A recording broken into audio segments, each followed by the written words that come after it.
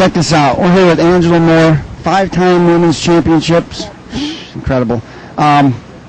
You're out here at ESPN's Great Outdoor Games. Didn't quite make the main, but had a hell of a run out there. You were the first girl to hit the wood.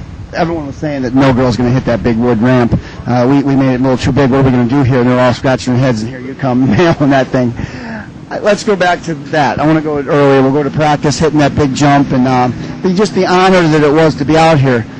Kind of describe what it felt to be out here. It was really good. I was just stoked to be invited. Yeah. I mean, to have this opportunity to race against pro-level riders that, I watch every weekend at the Nationals going really fast. Right. And to be even in that level or even have people think that I could be at that level, it's an honor. Well said. Just the people think of me as to do that well out there, and to be able to hold my own. I mean, they see me racing against Heather and against the Open A guys, and obviously I've made an impression on some people, and I want to uphold that reputation and do it the best that I can. Right on. Hey, did ESPN come by and do interviews with you, and what did they ask you? A couple people did interviews. They asked me just in general how long I've been riding, just basic questions, about how-tos and whatnot, and basic questions, though. I mean, nothing too spectacular. Right. You're going to be on TV then? Hopefully, yeah. Wow, I mean, hopefully, so cool. in the Conti this morning, I wore the helmet cam. So yeah, I saw that. Hopefully, some of that will get on there. That looked really uncomfortable. By the way, it was heavy. Wow. It's it's an extra 5 pounds that you have. It's and it not, seemed like it was flopping around. Yeah, it's not heavy on your helmet. It's heavy on your back. Right. When you're not used to that, it does flop around. Especially in the rain that we had extra mud on us. Right. So that was. Something different. Right. Coming into this race, you actually rode George Cortez's quad. He got injured, unfortunately, and was nice enough to give the quad to you. You brought it in here, and it was still muddy with George's dirt on it, you were saying to us. You got that thing cleaned up, and it was basically the first time you got to ride this thing? You were supposed to ride production-based quads, correct? Right, Is that the reason? Yeah, and they were going to try and get the quad ready for me to practice a little bit at London, but no one was able to get it here.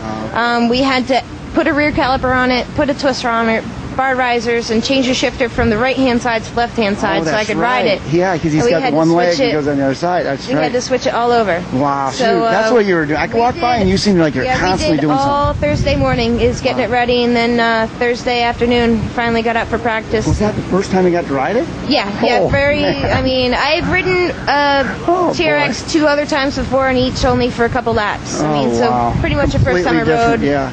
Brand new bike. Wow, okay.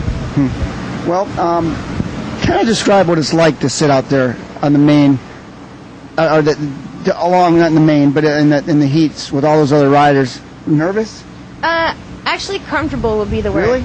Not only because I can trust these guys. Oh, okay. Going to the first turn and in either the women's class or the Open A class, you can't trust people to keep their line. And with these guys, you can trust them to know what they're doing out there and to hold their own and to stay in their line. See, yeah, you can be expected to be bumped around because that's what they're used to, but you can trust them to, be confident in them to hold their own line. Okay. All right. Hey, I'm going to ask you. You got down here early and went right to work, but you also went and saw what ESPN was all about, and I think you went over into all the VIP tents and all the production towers and all the things that they've done. What impresses you the most about this whole operation out here? Just everything. I mean, how much money that they're willing to put into our sport right now to make it bigger than what it is, what it should be. Right, I hear you. I heard that there's 9 of 11 pods, they call them, which are syndicated spots that are made for television. 9 of the 11 are ATV. Yep. So I think they've put their eggs in our basket. Yeah. Almost. Yeah. It's really cool. It's really cool, and just we all felt like kings here. I mean, just being treated the way we did, and we were all treated with the respect that, in a sense, we all deserve. That's so that cool. We don't receive with normal promoters every single weekend. That's so cool. It's refreshing to have be royalty for a while. It makes you realize that this is important, and it can happen. Right. It can be like this all the time. Right. We just have to build it up to get it there. Cool. Hey, we got to sum this up, but what's in the future for Angela Moore? I mean, now that you might be famous, next week we're going to 150 million households. They're probably going to do a story, I would think. I mean, you're the first. You hit that ramp. You almost qualified for what's the biggest race in the world, I think. Yeah. What's next? What do you think is going to come out of this? I don't know. I mean, I'm hoping for more outside sponsorships. You know, whether it's factory or just outside sponsorship, more help or something to help keep me doing this. I mean, it's tough financially for everybody, and I mean, I have to work a 40-hour week just like everyone else. And you know, I want to be able to do this longer, and the more help I get, the more I'll be able to promote more people. All right. You know, and get everyone else's name out there. You're about to get married to Scott Butler. Yes. And are we going to settle down with a family and quit racing and be a spectator, or are we going to keep?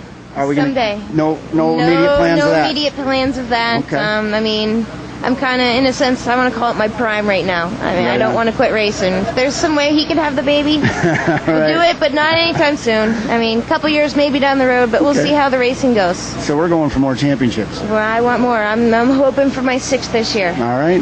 Two more races to go. Well, they just blew the lights on us, Ange, but we'll still get this thing done. I still wanted to ask you a few questions. Hey, well, one particular question. George Cortis is your team manager, the guy behind everything here, and he got hurt pretty bad. I'm real curious. I just want to know if you got anything to say to him. Yeah, I mean, I'd like to thank George. I mean, he's been a super help this year, and without him, this wouldn't be possible at all. Whether it's going to the Nationals or racing here at the games, he's a great friend, great guy, would do anything for anyone, and just want to thank him very much. And a big special thanks to the Johnson family, Kevin Johnson and Hunter Johnson, and the rest of the family, Sandy and Jed.